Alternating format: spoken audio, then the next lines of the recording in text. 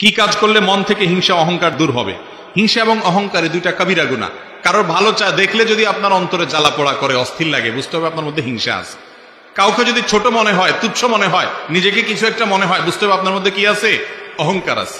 কেউ হক কথা বলেছে, আরে ও বলছে, তার কথা কেন শুনতে হবে?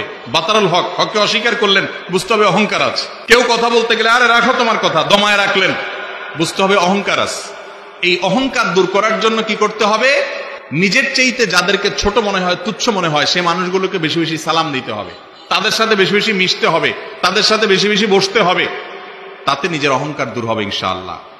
আর যার প্রতি হিংসা হয় তার জন্য দোয়া করতে হবে।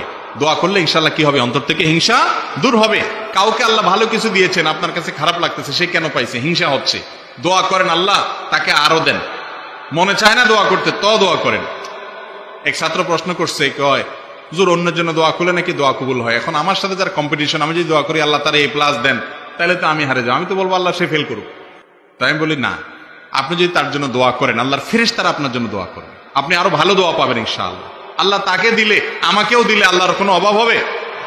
এই জন্য হিংসুক যখন কারোর ভালো দেখে হিংসা করে, এর মানে হলো সে মনে করে যে আল্লাহ তাকে দিলেও আমাকে দিতে পারবে না। না, আল্লাহ তাকেও দেখ, আমাকেও দেখ, তারটাতে আমার দুঃখ নাই, আল্লাহ আমাকেও দেখ, আমিও চাই। এরকম করলে সেটা হিংসা।